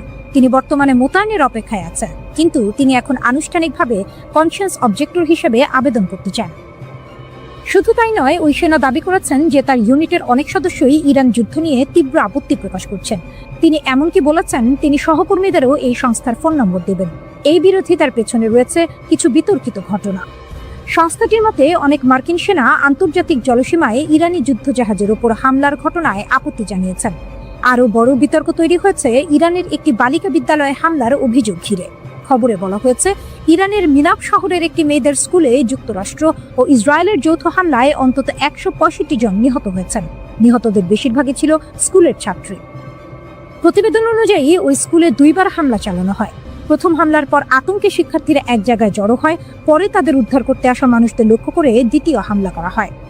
পরে middle East Eye, new York Times এবং রয়টার্স সহ কয়েকটি সংবাদ মাধ্যম দাবি করে ওই হামলায় টমাহক ক্রুজ ক্ষেপণাস্ত্র ব্যবহারের প্রমাণ পাওয়া গেছে। ইরানের আধা সরকারি মেহর নিউজ এজেন্সি একটি ভিডিও প্রকাশ করেছে। সেই ভিডিওতে দেখা যায় একটি টমাহক ক্ষেপণাস্ত্র স্কুলের পাশের একটি নৌঘাঁটিতে আঘাত করছে। এই অভিযোগ নিয়ে ট্রাম্প প্রশাসনের কাছে প্রশ্ন করা হলে তারা সরাসরি কোনো উত্তর দেয়নি, বরং প্রেসিডেন্ট ডোনাল্ড ট্রাম্প উল্টো ইরানের ওপরই স্কুলে হামলার দায় চাপান। তবে তিনি তার এই দাবির পক্ষে কোনো প্রমাণ দেখাতে পারেননি। Islamic Revolutionary Guard Corps IRGC বলছে, তারা যুক্তরাষ্ট্রে গুরুত্বপূর্ণ সামরিক স্থাপনা লক্ষ্য করে বড় ধরনের আঘাত হেনেছে। আইআরজিসির দাবি অনুযায়ী তারা অপারেশন ট্রু প্রমিস 4 নামের অভিযানে যুক্তরাষ্ট্রের সামরিক সম্পদে হামলা চালিয়েছে। ইরানের রাষ্ট্রীয় সংবাদ মাধ্যমের তথ্য অনুযায়ী সংযুক্ত আরব আমিরাতের আল রুইস এলাকায় একটি থার্ড বা Terminal High Altitude Area Defense ক্ষেপণাস্ত্র প্রতিরক্ষা রাডার ধ্বংস করা হয়েছে। তাদের দাবি, এই রাডারটি ইসরায়েলের ক্ষেপণাস্ত্র প্রতিরক্ষা ব্যবস্থার অংশ হিসেবে কাজ করছিল, তবে এ বিষয়ে কোনো প্রমাণ এখনো প্রকাশ করা হয়নি। আরও বলা হয়েছে, ইরানের দক্ষিণ পূর্ব শহর চাবাহার থেকে প্রায় 700 কিলোমিটার দূরে একটি মার্কিন নৌবাহিনীর জাহাজে ড্রোন ও ক্ষেপণাস্ত্র দিয়ে হামলা চালানো হয়েছে। এতে জাহাজটি অচল হয়ে পড়েছে বলে দাবি করা হয়েছে। সমুদ্রে উত্তেজনা, পরিস্থিতি আরো জটিল হয়ে ওঠে যখন আইআরজিসি দাবি করে তারা যুক্তরাষ্ট্রের বিমানবাহী রণতরী ইউএসএস আব্রাহাম লিঙ্কনে হামলা চালিয়েছে। তাদের ভাষায় 4টি ব্যালিস্টিক ক্ষেপণাস্ত্র নিক্ষেপ করা হয়, কিন্তু যুক্তরাষ্ট্রের ইউএস সেন্ট্রাল কমান্ড সেন্টকম এই দাবি পুরোপুরি অস্বীকার করেছে। তারা জানিয়েছে কোনো ক্ষেপণাস্ত্র ওই জাহাজের কাছেও পৌঁছায়নি এবং জাহাজটি স্বাভাবিকভাবেই সামরিক কার্যক্রম চালিয়ে যাচ্ছে। এই অঞ্চলে যুক্তরাষ্ট্র ইতোমধ্যেই বড় সামরিক শক্তি মোতায়েন করেছে। ইউএসএস জেরাল্ড আর ফোর্ড সহ একাধিক যুদ্ধজাহাজ এবং প্রায় 10,000 অতিরিক্ত সেনা পাঠানো হয়েছে। সংঘাত ছড়িয়ে পড়ছে। এই সংঘাত এখন শুধু একটি দেশের মধ্যে সীমাবদ্ধ নেই। কুয়েত জানিয়েছে তারা ভোরে আকাশে আসা কিছু ক্ষেপণাস্ত্র ভূপাতিত করেছে, তবে সেগুলো কোথা থেকে এসেছে তা স্পষ্ট নয়। বাহরাইনে একটি ক্ষেপণাস্ত্র ভূপাতিত হওয়ার পর তার ধ্বংসাবশেষ পড়ে একটি বিদেশি জাহাজে আগুন লাগে। কাতারের দোহায় অবস্থিত আল উদেদ বিমান ঘাঁটিতেও হামলার চেষ্টা হয়, তবে বেশ কিছু ক্ষেপণাস্ত্র প্রতিহত করা হয়েছে বলে দাবি করেছে কর্তৃপক্ষ। ইরানের সশস্ত্র বাহিনী জানিয়েছে কুয়েত সীমান্তের কাছে একটি মার্কিন F-15 ঈগল যুদ্ধ বিমান তারা গুলি করে নামিয়েছে। তাদের ভাষায় এই বিমানটি ইরানের ভেতরে হামলার উদ্দেশ্যে ঢুকেছিল, তাই আকাশ প্রতিরক্ষা ব্যবস্থা এটিকে লক্ষ্য করে ধ্বংস করে। ইরানের খাতাম আল আনবিয়া এয়ার ডিফেন্স বেস এক বিবৃতিতে বলেছে বিমানটি ভূপাতিত হওয়ার পর এর ধ্বংসাবশেষ কুয়েতের ভেতরে গিয়ে পড়ে। অন্যদিকে কুয়েতের প্রতিরক্ষা মন্ত্রণালয়ও একটি যুদ্ধ বিমান ভেঙে পড়ার বিষয়টি নিশ্চিত করেছে এবং এর ভিডিও ইতিমধ্যে আন্তর্জাতিক গণমাধ্যমে ছড়িয়ে পড়েছে। তবে তারা সরাসরি এটি মার্কিন বিমান কিনা সে বিষয়ে স্পষ্ট কিছু বলেনি। কেন এটা গুরুত্বপূর্ণ? এই ঘটনার সবচেয়ে বড় দিক হলো যদি এটা সত্যি হয় তাহলে গত 27 বছরে প্রথমবার কোনো মার্কিন যুদ্ধ বিমান সরাসরি গুলি করে নামানো হলো। এর আগে 1999 সালে কসোভো যুদ্ধের সময় সাবেক যুগোস্লোভিয়া একটি F-117 নাইট বাথ স্টেলথ বিমান ভূপাতিত করেছিল। তারপর থেকে এত বছরেও যুক্তরাষ্ট্রের কোনো যুদ্ধ বিমান ধ্বংস হওয়ার ঘটনা আনুষ্ঠানিকভাবে শোনা যায়নি। কুয়েতে একটি মার্কিন যুদ্ধ বিমান বিধ্বস্ত হয়েছে, যা প্রাথমিকভাবে F-15 মডেলের বলে ধারণা করা হচ্ছে। প্রাথমিক প্রতিবেদন অনুযায়ী বিমানে থাকা পাইলটরা নিরাপদে বেরিয়ে আসতে সক্ষম হয়েছেন। যুক্তরাষ্ট্রের প্রেসিডেন্ট ডোনাল্ড ট্রাম্প সরাসরি ইরানের সেনাবাহিনী ও ইসলামিক রিভলিউশনারি গার্ড কর্পস IRGC-কে বলেছিলেন অস্ত্র ফেলে দাও, না হলে নিশ্চিত মৃত্যু। শুনতে খুব শক্তিশালী বার্তা, কিন্তু বাস্তবে একদম উল্টো হলো। ইরান আত্মসমর্পণ তো করেনি, বরং ড্রোন ও ক্ষেপণাস্ত্র হামলা চালিয়েছে ইসরায়েল সহ বিভিন্ন মার্কিন ঘাঁটির দিকে। প্রশ্নটা তাই, ট্রাম্প কি IRGC এর শক্তি সম্পর্কে ভুল ধারণা করেছিলেন? IRGC আসলে কি? IRGC হলো ইরানের সবচেয়ে শক্তিশালী সামরিক ও রাজনৈতিক বাহিনী। এটা 1979 সালের ইসলামী বিপ্লবের পর গড়ে ওঠে। নেতৃত্বে ছিলেন আয়াতুল্লাহ রুহুল্লাহ খোমেনি। এর মূল কাজ ইসলামী বিপ্লবকে রক্ষা করা, দেশের সর্বোচ্চ নেতা এর প্রতি সম্পূর্ণ আনুগত্য রাখা। এরা সাধারণ সেনাবাহিনীর মতো নয়, তারা সরাসরি রাষ্ট্রপ্রধান নয়, বরং ধর্মীয় নেতার প্রতি অনুগত। তাদের নিজস্ব স্থল, নৌ, বিমান বাহিনী আছে, এমনকি বিদেশে গোপন অপারেশন চালানোর জন্য কুদস ফোর্সও আছে। সহজভাবে বললে IRGC হলো সেনাবাহিনী, গোয়েন্দা সংস্থা আর রাজনৈতিক শক্তি। বাসিজ দেখতে সাধারণ কিন্তু ভয়ঙ্কর শক্তি। IRGC এর অধীনে আরেকটি শক্তিশালী বাহিনী হলো বাসিজ। এটা মূলত স্বেচ্ছাসেবক বাহিনী। সদস্য সংখ্যা প্রায় 4.5 লাখ। বেশিরভাগই তরুণ, নিম্নবিত্ত ও ধর্মীয়ভাবে অনুপ্রাণিত। তাদের কাজ কি? সরকার বিরোধী আন্দোলন দমন, যুদ্ধের সময় ফ্রন্ট লাইনে লড়াই, প্রয়োজনে আত্মাহুতি মিশনেও অংশগ্রহণ। 2009 সালের আন্দোলন, 2022 সালের আন্দোলন, সব জায়গাতেই বাসিজ ছিল সরকারের পক্ষে। IRGC ও বাসিজ শুধু সেনা না, তারা বিশ্বাস করে তারা ধর্ম ও রাষ্ট্র রক্ষা করছে। তাদের কাছে মৃত্যু মানে শহীদ হওয়া, আত্মসমর্পণ মানে বিশ্বাসঘাতকতা। তাই মৃত্যুর ভয় দেখিয়ে তাদের ভাঙা প্রায় অসম্ভব। IRGC শুধু যুদ্ধ করে না, তারা ইরানের অর্থনীতির বড় অংশ নিয়ন্ত্রণ করে। তেল, নির্মাণ, টেলিকম সবখানে তাদের প্রভাব। অর্থাৎ তারা শুধু সৈনিক না, তারা সিস্টেমের মালিক। এমন অবস্থায় কেউ কেন নিজের ক্ষমতা ছাড়বে? শক্তিশালী কাঠামো। IRGC এর ভেতরে একাধিক স্তরের নেতৃত্ব আছে। একজন নেতা মারা গেলেও সঙ্গে সঙ্গে নতুন নেতা আসে। এমনকি খামেনির মৃত্যুর পরও কাঠামো ভেঙে পড়েনি। আঞ্চলিক কৌশল। IRGC শুধু ইরানে সীমাবদ্ধ নয়, মধ্যপ্রাচ্যে বিভিন্ন মিত্রগোষ্ঠীর সাথে কাজ করে, যাকে বলা হয় এক্সেস অফ রেজিস্ট্যান্স। তাই তারা যুদ্ধকে শুধু দেশের ভেতরের বিষয় হিসেবে দেখে না, এটা তাদের কাছে বড় লড়াই। সামনে কি হতে পারে? বিশ্লেষকদের মতে ট্রাম্পের হুমকি IRGC-কে দুর্বল না করে বরং আরও শক্তিশালী করেছে। এমনকি ভবিষ্যতে IRGC সরাসরি রাষ্ট্র ক্ষমতা নিয়ন্ত্রণ করতে পারে। জোনাথন প্যানিকভ, যিনি অ্যাটলান্টিক কাউন্সিল এর স্প্রসফট মিডল ইস্ট সিকিউরিটি ইনিশিয়েটিভের পরিচালক, তিনি বলেন ইরানের বর্তমান শাসন ব্যবস্থার পতন হলেও সেখানে গণতন্ত্র আসার সম্ভাবনা কম। বরং এমন একটি সামরিক নিয়ন্ত্রিত রাষ্ট্র গড়ে উঠতে পারে যেখানে নতুন একজন সর্বোচ্চ নেতাকে শুধু প্রতীক হিসেবে সামনে আনা হবে, যাতে রক্ষণশীল ইরানিদের সন্তুষ্ট রাখা যায়, কিন্তু প্রকৃত ক্ষমতা থাকবে IRGC এর হাতেই। খেলা জমিয়ে দিয়েছে ইরান। যুক্তরাষ্ট্র যদি খামেনির দেশকে দুর্বল ভেবে থাকে, তবে বোকার স্বর্গেই বাস করছে।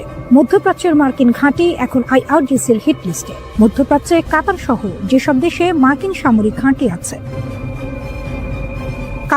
কাতারের আল উদেদ ঘাঁটিটি পুরো অঞ্চলের সবচেয়ে বড় মার্কিন ঘাঁটি। এখানে মার্কিন সেন্ট্রাল কমান্ড এবং এর বিমান বাহিনীর ফরওয়ার্ড হেডকোয়ার্টার রয়েছে। ইরাক, সিরিয়া ও আফগানিস্তানে মার্কিন সামরিক অভিযানের সময় আল উদেইদ ঘাঁটি কেন্দ্রীয় ভূমিকা পালন করেছে। মার্কিন বিমান বাহিনীর ৩৭৯তম ইয়ার এক্সপিডিশনারি উইংও এখানে মোতায়েন রয়েছে। মার্কিন প্রেসিডেন্ট ডোনাল্ড ট্রাম্প মে মাসে মধ্যপ্রাচ্য সফরের সময় এই ঘাঁটি পরিদর্শন করেছিলেন।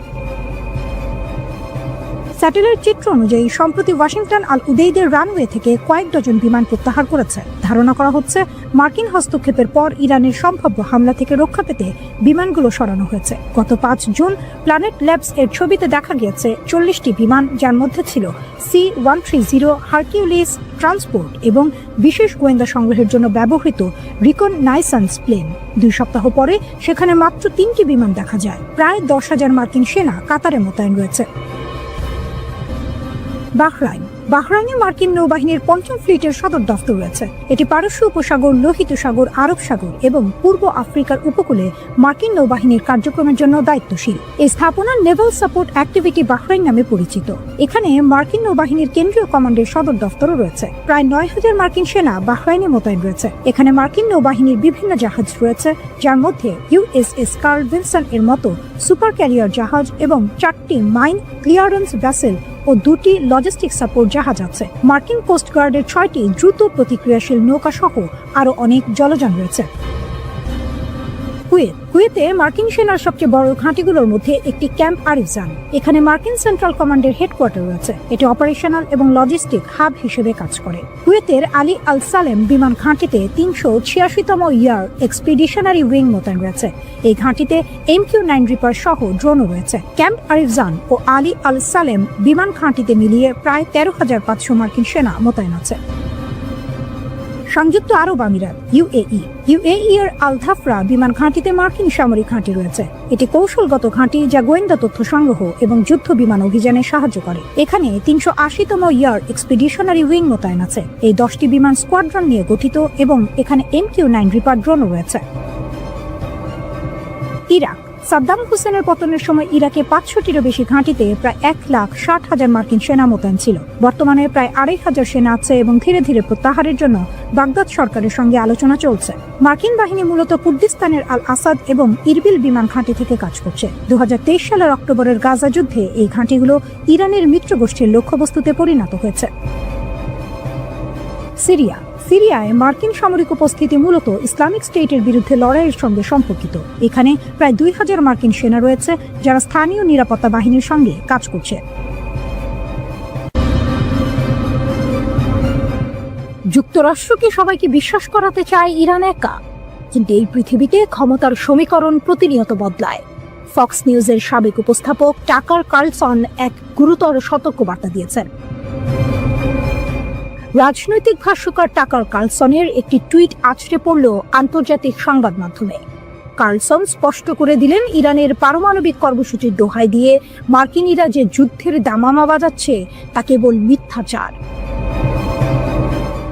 মার্ক লেভিনের মতো মানুষেরা পারমাণবিক বিস্তার বন্ধ করার ভান করে ইরানের সঙ্গে যুদ্ধ চাপিয়ে দিচ্ছেন। কার্লসন তার এক্স অ্যাকাউন্টে লিখলেন, আসলে ইরান বোমা তৈরির কাছাকাছি পৌঁছেছে এমন কোনো বিশ্বাসযোগ্য প্রমাণ নেই। যারা অন্য কথা বলে তারা হয় অজ্ঞ নয় অসৎ। তার অভিযোগের তীর সরাসরি ওয়াশিংটনের তথাকথিত যুদ্ধবাজ নেতাদের দিকে। তিনি দাবি করলেন, ইরান পারমাণবিক বোমা বানাচ্ছে না কারণ তারা জানে যদি বানাতো তাহলে মার্কিন যুক্তরাষ্ট্র তৎক্ষণাৎ যুদ্ধ শুরু করে দেবে, আর ইরান এতটা বোকা নয় যে নিজেদের ধ্বংস ডেকে আনবে। কিন্তু তাহলে কেন এই যুদ্ধের উন্মাদনা? কার্লসনের মতে আসল উদ্দেশ্য ভিন্ন। আসল লক্ষ্য হলো শাসন ব্যবস্থা পরিবর্তন। তিনি জোর দিয়ে বললেন, তরুণ আমেরিকানদের আবারও মধ্যপ্রাচ্যে ঠেলে দেওয়া হচ্ছে আরেকটি সরকার উৎখাত করার জন্য। কিন্তু আমেরিকা বিদেশি নেতাদের উৎখাত করে যতবার সফল হয়েছে তার চেয়ে বেশিবার বিপর্যয় ডেকে এনেছে।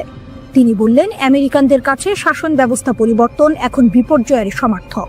তাই আসল উদ্দেশ্য লুকিয়ে রেখে তারা ইরান বোমা বানাচ্ছে, এই মিথ্যা ভীতি ছড়াচ্ছে। তারা বলবে ইরানের মতো দেশ কখনোই বোমা রাখতে পারে না। তারা লস অ্যাঞ্জেলসে পারমাণবিক হামলা চালাবে। আমাদের এখনই পদক্ষেপ নিতে হবে। কার্লসনের কণ্ঠস্বরে তীব্র শ্লেষ। কার্লসন থামলেন না। তিনি আমেরিকার জন্য একটি ভয়াবহ চিত্র তুলে ধরলেন। ইরানের কাছে পারমাণবিক অস্ত্র নাও থাকতে পারে, কিন্তু তাদের কাছে ব্যালিস্টিক ক্ষেপণাস্ত্রের এক ভয়ঙ্কর অস্ত্রাগার রয়েছে। তিনি সতর্ক করলেন, এই ক্ষেপণাস্ত্রগুলো পারস্য উপসাগরে অবস্থিত মার্কিন সামরিক স্থাপনা, আমেরিকার মিত্র দেশগুলো এবং গুরুত্বপূর্ণ জ্বালানি অবকাঠামোকে লক্ষ্য করে রাখা হয়েছে। কার্লসন আরো বললেন, ইরানের সঙ্গে যুদ্ধের প্রথম সপ্তাহে হাজার হাজার আমেরিকান নিহত হতে পারে। আমাদের অর্থনীতি ভেঙে পড়তে পারে, কারণ তেলের দাম আকাশচুম্বী হবে। তিনি কল্পনা করে বললেন, $30 পেট্রোলের প্রভাব বিবেচনা করুন। কিন্তু সম্ভাব্য যুদ্ধের দ্বিতীয় সপ্তাহে কি হবে? যুদ্ধের দ্বিতীয় সপ্তাহ আরো খারাপ হতে পারে, কার্লসন বললেন। ইরান, ইরাক বা লিবিয়া নয়, এমনকি উত্তর কোরিয়াও নয়। ইরানের শক্তিশালী মিত্র রয়েছে। তিনি মনে করিয়ে দিলেন, ইরান এখন ব্রিক্স জোটের অংশ, যা বিশ্বের অধিকাংশ ভূমি, জনসংখ্যা, অর্থনীতি এবং সামরিক শক্তিকে প্রতিনিধিত্ব করে। রাশিয়ার সঙ্গে ইরানের ব্যাপক সামরিক সম্পর্ক রয়েছে। তারা তাদের বেশিরভাগ তেল চীনে বিক্রি করে। ইরান একা নয়। এইখানে কার্লসনের সতর্কবাণী সর্বোচ্চ শিখরে পৌঁছায়। ইরানের উপর আক্রমণ খুব সহজেই বিশ্বযুদ্ধে পরিণত হতে পারে, আর যুক্তরাষ্ট্র হেরে যাবে।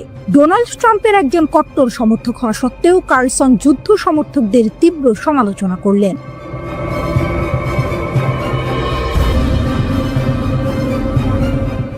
আন্তর্জাতিক মঞ্চে যখন ইরান তার পারমাণবিক কর্মসূচি নিয়ে কোণঠাসা, ঠিক তখনই পর্দার আড়াল থেকে উঠে এলো এক জোরালো কণ্ঠস্বর। বিশ্বজুড়ে যখন ইরানের পারমাণবিক কর্মসূচি নিয়ে উদ্বেগ আর নিষেধাজ্ঞার কালো মেঘ, তখন রাশিয়া সরাসরি তেহরানের পক্ষে দাঁড়ালো। ক্রেমলিনের মুখপাত্র দিমিত্রি পেসকভ স্পষ্ট ভাষায় জানালেন, মস্কো চায় ইরানের পারমাণবিক ইস্যুর শান্তিপূর্ণ সমাধান হোক এবং তেহরানের বৈধ অধিকার রক্ষা করা হোক। রাশিয়ান সংবাদ সংস্থা তাস এই খবরটি নিশ্চিত করে। এ যেন কোনো থ্রিলার সিনেমার মোড় ঘোরানো মুহূর্ত। পেসকভ বলেছেন, আমরা ইরানের পারমাণবিক সমস্যা শান্তিপূর্ণভাবে সমাধানের প্রচেষ্টাকে সম্পূর্ণভাবে সমর্থন করি। বিশ্বের প্রতিটি রাষ্ট্রেরই শান্তিপূর্ণ পারমাণবিক শক্তি ব্যবহারের অধিকার আছে এবং এটি আন্তর্জাতিক পরমাণু শক্তি সংস্থা ও বৈশ্বিক সম্প্রদায়ের কড়া নজরদারিতে হওয়া উচিত। তিনি আরও যোগ করেন, এই ধরনের কর্মসূচি বিশ্বের অনেক দেশেই পরিচালিত হচ্ছে এবং আমরা বিশ্বাস করি ইরান সহ সব দেশের এই অধিকার থাকা উচিত। এখানেই আসে গল্পের আসল টুইস্ট। রাশিয়া ইরানের সরকারি বিবৃতির ওপর আস্থা রাখছে, যেখানে তেহরান বলছে তাদের পারমাণবিক কর্মসূচির পেছনে কোনো সামরিক উদ্দেশ্য নেই। পেসকভ বলেছেন, ইরানের বিরুদ্ধে পারমাণবিক অস্ত্র তৈরির যেসব অভিযোগ রয়েছে, আমরা সেসব বিষয়ে ইরানের সরকারি বিবৃতিকে প্রধান ভিত্তি হিসেবে দেখি। ইরান পরমাণু অস্ত্র তৈরির কোনো পরিকল্পনা বা ইচ্ছা রাখে না। তাদের এই অবস্থানকেই আমরা গ্রহণ করি। কিন্তু পশ্চিমাদের প্রশ্ন, এই শান্তিপূর্ণ পারমাণবিক কর্মসূচি কতটা নিশ্চিত করবে যে ইরান কখনোই পারমাণবিক অস্ত্রের দিকে ঝুঁকবে না? এদিকে ইরান যুক্তরাষ্ট্র পারমাণবিক আলোচনার প্রেক্ষাপটেও নতুন কিছু তথ্য সামনে এসেছে, যা পরিস্থিতিকে আরও জটিল করে তুলেছে। মার্কিন প্রেসিডেন্ট ডোনাল্ড ট্রাম্প এর আগে দম্ভ করে বলেছিলেন, যুক্তরাষ্ট্র ইরানকে ইউরেনিয়াম সমৃদ্ধির অনুমতি দেবে না। কিন্তু মার্কিন সংবাদ মাধ্যম এক্সিওস জানায়, চলতি বছরের 30 মে ওয়াশিংটনের পক্ষ থেকে ইরানকে একটি প্রস্তাব দেওয়া হয়েছে, যেখানে সীমিত পরিসরে ইউরেনিয়াম সমৃদ্ধির অনুমতি দেওয়ার কথা বলা হয়েছে। এই খবরটা যেন কোনো থ্রিলার সিনেমার ক্লাইম্যাক্সের আগে আসা অপ্রত্যাশিত তথ্য। ওমানের মধ্যস্থতায় ইরান ও যুক্তরাষ্ট্রের মধ্যে রোমে অনুষ্ঠিত হয় 5ম দফা আলোচনা। ওমানের পররাষ্ট্রমন্ত্রী বদর আল বুসাইদি জানান, কিছু অগ্রগতি হয়েছে, তবে তা এখনো চূড়ান্ত নয়। ইরানের প্রধান আলোচক ও পররাষ্ট্রমন্ত্রী আব্বাস আরাকচি আশাবাদ ব্যক্ত করে বলেছেন, আরও 1 বা 2 রাউন্ড আলোচনার মধ্য দিয়ে আমরা ইতিবাচক সমাধানে পৌঁছাতে পারব। বিশ্লেষকদের মতে রাশিয়ার এই অবস্থান আন্তর্জাতিক অঙ্গনে ইরানকে কূটনৈতিকভাবে শক্তিশালী করছে এবং পারমাণবিক ইস্যুতে মধ্যপ্রাচ্যে উত্তেজনা প্রশমের পথ খুলে দিতে পারে। শান্তিপূর্ণ পারমাণবিক উন্নয়নের পক্ষে রাশিয়ার সরাসরি সমর্থন ইরানের জন্য যেমন কৌশলগত সুবিধা তৈরি করেছে, তেমনি এটি ভবিষ্যতের আলোচনায় একটি ভারসাম্যপূর্ণ পরিবেশ গঠনে সহায়ক হতে পারে। কিন্তু এই গল্পের শেষ কোথায়? একদিকে যখন রাশিয়া ইরানের পাশে দাঁড়িয়ে শান্তিপূর্ণ পারমাণবিক অধিকারের কথা বলছে, অন্যদিকে যুক্তরাষ্ট্র সীমিত সমৃদ্ধির প্রস্তাব দিচ্ছে। ইরান কি শেষ পর্যন্ত তার পারমাণবিক উচ্চাকাঙ্ক্ষা ত্যাগ করবে?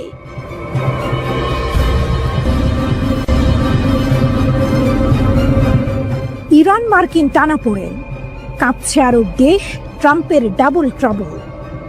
মধ্যপ্রাচ্যের আকাশে এখন চরম উত্তেজনা।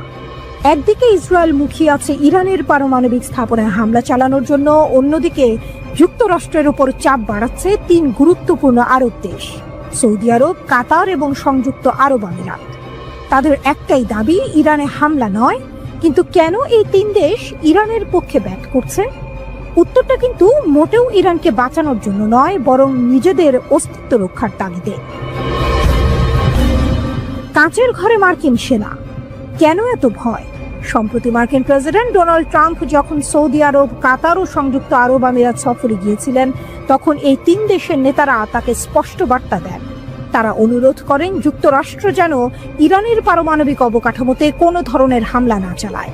এর কারণ হলো এই 3 দেশেই আমেরিকার বিশাল সামরিক ঘাঁটি রয়েছে। তাদের আশঙ্কা, যুক্তরাষ্ট্র যদি ইরানে হামলা চালায়, তাহলে ইরান পাল্টা আক্রমণ হিসেবে এই দেশগুলোতে হামলা চালাতে পারে। ইরানের সামরিক বাহিনী কিন্তু বসে নেই। তারা সোজা সাপটা হুমকি দিয়েছে, মধ্যপ্রাচ্যে 50,000 মার্কিন সেনা কাঁচের ঘরে বসে আছে। আর কাঁচের ঘরে বসে কারো দিকে পাথর ছোড়া ঠিক হবে না। শুধু তাই নয়, মধ্যপ্রাচ্যের যেসব দেশে মার্কিন সেনাদের ঘাঁটি আছে, ইরানের পররাষ্ট্র মন্ত্রণালয় তাদের চিঠি দিয়ে সতর্ক করে দিয়েছে, যদি তাদের দেশ থেকে মার্কিন সেনারা ইরানের হামলার প্রতিক্রিয়া দেখায়, তাহলে তেহরান সেই সব দেশে পাল্টা হামলা চালাবে। অর্থাৎ সৌদি আরবের ক্রাউন প্রিন্স মোহাম্মদ বিন সালমান, আরব আমিরাতের প্রেসিডেন্ট মোহাম্মদ বিন জায়েদ এবং কাতারের আমির তামিম আল থানি সবাই ট্রাম্পের কাছে একই আশঙ্কা প্রকাশ করেছেন। তাদের ভয়, ইরানের পারমাণবিক অবকাঠামোতে হামলা হলে এই দেশগুলোতে মার্কিন ঘাঁটি থাকায় তারা সরাসরি ইরানের পাল্টা হামলার শিকার হতে পারে। গোপন কূটনৈতিক চাল, কে কাকে বাঁচাচ্ছে? এই জটিল পরিস্থিতিতে সৌদি আরবের একটি পদক্ষেপ বেশ তাৎপর্যপূর্ণ। 2 দশকেরও বেশি সময় পর সম্প্রতি ইরানের রাজধানী তেহরান সফর করেছেন সৌদি রাজ পরিবারের জ্যেষ্ঠ সদস্য এবং প্রতিরক্ষামন্ত্রী প্রিন্স খালিদ বিন সালমান। তার এই সফর ছিল মধ্যপ্রাচ্যের সম্ভাব্য সংঘাত এড়াতে অত্যন্ত গুরুত্বপূর্ণ একটি কূটনৈতিক উদ্যোগ। প্রিন্স খালিদ বিন সালমান ইরানের সর্বোচ্চ ধর্মীয় নেতা আয়াতুল্লাহ খামেনিকে সৌদি বাদশাহ সালমান বিন আব্দুল আজিজের একটি গোপন বার্তা পৌঁছে দেন। ওই বার্তায় যুক্তরাষ্ট্রের সঙ্গে পরমাণু চুক্তির আলোচনায় গুরুত্ব দিয়ে অংশ নিতে ইরানকে অনুরোধ জানানো হয়। এই ঘটনা থেকে বোঝা যায়, আরব দেশগুলো যুক্তরাষ্ট্রের ওপর চাপ সৃষ্টি করার পাশাপাশি নিজেদের মতো করে উত্তেজনা প্রশমনের চেষ্টা করছে। তারা চায় না এই অঞ্চলে কোনো বড় ধরনের সংঘাত শুরু হোক, যার সরাসরি প্রভাব তাদের উপর পড়বে।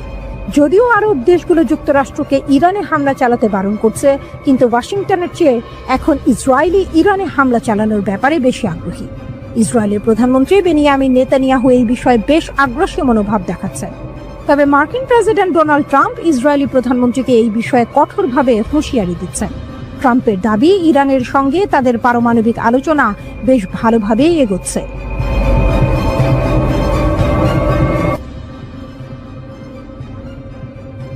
বিশ্ব এখন ইরানের ওপর যুক্তরাষ্ট্র ও ইসরায়েলের কড়া নজরদারি দেখছে, কিন্তু পর্দার আড়ালে নীরবে গড়ে উঠছে এক শক্তিশালী জোট। এই জোট মধ্যপ্রাচ্য আর বৈশ্বিক ক্ষমতা ভারসাম্য বদলে দিতে চলেছে। একের পর এক মার্কিন নিষেধাজ্ঞা আর ইসরায়েলের হামলার হুমকি সত্ত্বেও ইরান ঠিকই মাথা উঁচু করে দাঁড়িয়ে আছে। এর পেছনে মূল শক্তি হলো বিশ্বের অন্যতম পরাশক্তি রাশিয়া। প্রায় 20 বছরের বেশি সময় ধরে চলা রুশ ইরান বন্ধুত্বে বেশ চাপে আছে ইসরায়েল ও যুক্তরাষ্ট্র। প্রশ্ন হলো, মার্কিন প্রশাসন আর তেল আবিবের চোখ ফাঁকি দিয়ে কিভাবে ইরান ও রাশিয়া মধ্যপ্রাচ্যে এত শক্তিশালী একটি বলয় তৈরি করলো?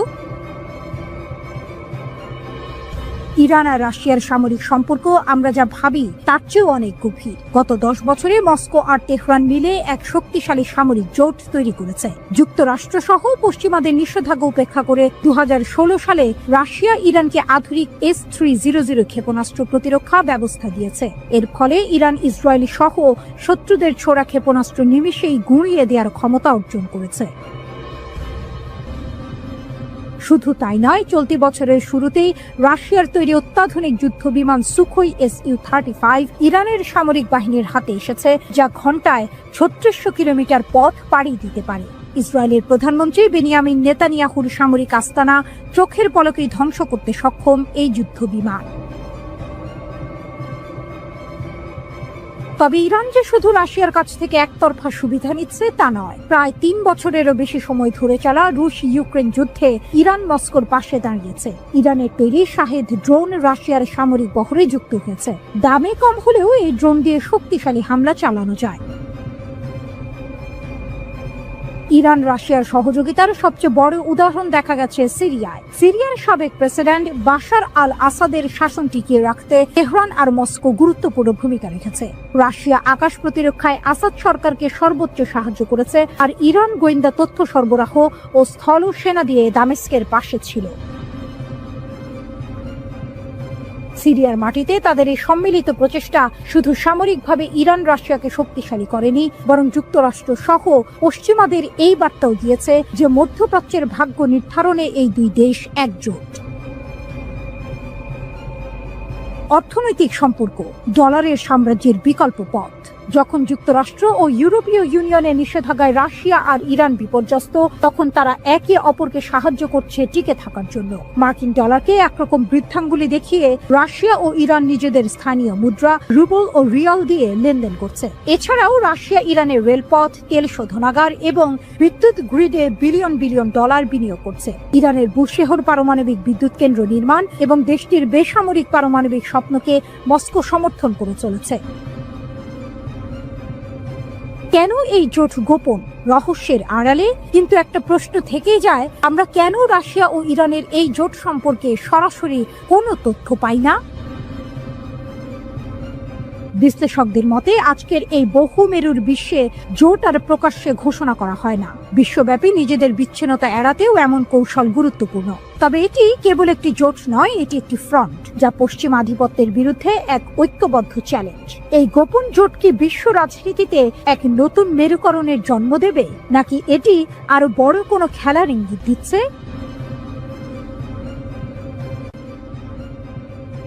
আলোচনার আলো নিভে গেল, ঝড় উঠল ইউরোপে। ইরান কি তবে পারমাণবিক অস্ত্রের দোরগোড়ায়? সব ছিল ঠিকঠাক, আলোচনা বসবে সেটাও জানা ছিল। মধ্যস্থতাকারীরা তৈরি ছিলেন, সময় চূড়ান্ত হয়ে গিয়েছিল প্রায়। চতুর্থ দফার আলোচনার জন্য সাজানো হয়েছিল কূটনৈতিক টেবিল। কিন্তু ঠিক শেষ মুহূর্তে যেন কেউ আলো নিভিয়ে দিল। বাতিল হয়ে গেল সেই বহু প্রতীক্ষিত বৈঠক। ইরান ও যুক্তরাষ্ট্র, দুই শত্রু, দুই ইতিহাস আর দুই শক্তিধর। বহু বছর ধরে সম্পর্কের আগুন জ্বলছে ধিকি ধিকি।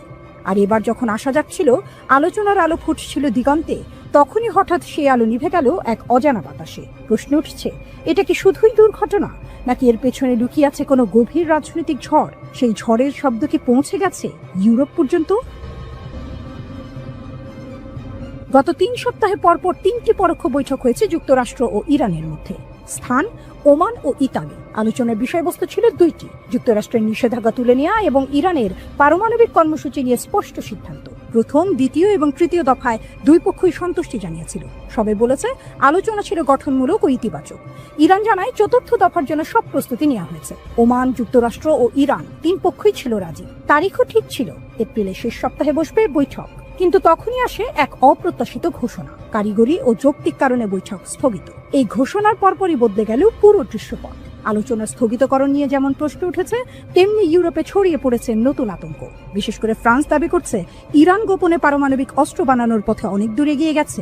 ফ্রান্সের পররাষ্ট্রমন্ত্রী জান-নোয়েল বারো সরাসরি বলেন, ইরান এখন পারমাণবিক অস্ত্র তৈরির দোরগোড়ায় দাঁড়িয়ে আছে। যদি এই কর্মসূচি ইউরোপের নিরাপত্তাকে হুমকির মুখে ফেলে, তাহলে আমরা আর এক মুহূর্তও দেরি করব না। আমরা 10 বছর আগের প্রত্যাহার করা সব নিষেধাজ্ঞা আবার ফিরিয়ে আনব। গত 28 এপ্রিল জাতিসংঘ নিরাপত্তা পরিষদের একটি গোপন বৈঠকে ফরাসি পররাষ্ট্রমন্ত্রী বারো বলেন, ইরানের কাছে বর্তমানে 6000 কিলোগ্রামেরও বেশি সমৃদ্ধ ইউরেনিয়াম রয়েছে, যা 2015 সালের পরমাণু চুক্তির নির্ধারিত সীমার প্রায় 30 গুণ বেশি। তিনি সতর্ক করে বলেন, এখন ইরানের ব্রেকআউট টাইম, অর্থাৎ বোমা তৈরি করতে যত সময় লাগে তা 1 বছর আগে কয়েকদিনে নেমে এসেছে। বারো আরও দাবি করেন, ইরানের পারমাণবিক অগ্রগতি শুধু নিজস্ব প্রয়োজনে নয়, বরং তাদের দূরপাল্লার ক্ষেপণাস্ত্র কর্মসূচি ও মধ্যপ্রাচ্যের সশস্ত্র গোষ্ঠীগুলোর প্রতি সমর্থনের অংশ হিসেবেই দেখা হচ্ছে। তবে তিনি জোর দিয়ে বলেন, ইরানের পারমাণবিক সমস্যার কোনো সামরিক সমাধান নেই। কূটনৈতিক পথই একমাত্র বিকল্প, যদি ইরান তা বেছে নেয়। নিষেধাজ্ঞার ব্যাপারে ফ্রান্সের হুমকির জবাব তেহরান থেকে ঝড়ের মতো। ইরানের পররাষ্ট্র মন্ত্রণালয়ের মুখপাত্র ইসমাইল বাঘাই বলেন, ফ্রান্স যা বলেছে তা সম্পূর্ণ ভিত্তিহীন। তারা ইচ্ছাকৃতভাবে সংঘাত তৈরি করতে চাইছে।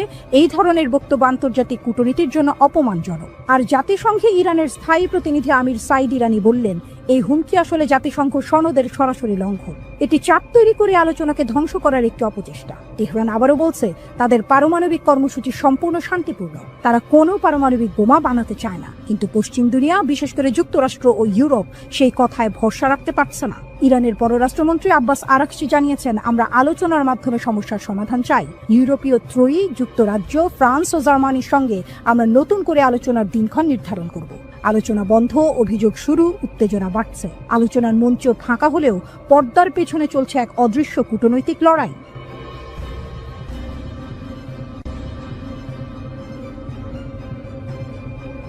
নীরবে কিন্তু নিরলসভাবে নিজেদের শক্তি গড়ে তুলছে ইরান। দীর্ঘদিন ধরে আন্তর্জাতিক রাজনীতির চাপে নানা নিষেধাজ্ঞার ভেতরে থেকেও দেশটি থেমে যায়নি, বরং সময়ের সঙ্গে তাল মিলিয়ে কখনো গোপনে কখনো প্রকাশ্যে নিজেদের সামরিক শক্তিকে এমন এক অবস্থানে নিয়ে গেছে যেখান থেকে তারা এখন শুধু আত্মরক্ষা নয়, আক্রমণের হুমকিও দিতে সক্ষম। এই শক্তি এখন মধ্যপ্রাচ্যে এক নতুন মডেল হিসেবে দাঁড়িয়েছে, যার দিকে তাকিয়ে আছে গোটা অঞ্চল। এমনকি পশ্চিমা দেশগুলোও বিষয়টিকে গুরুত্ব দিয়ে দেখছে।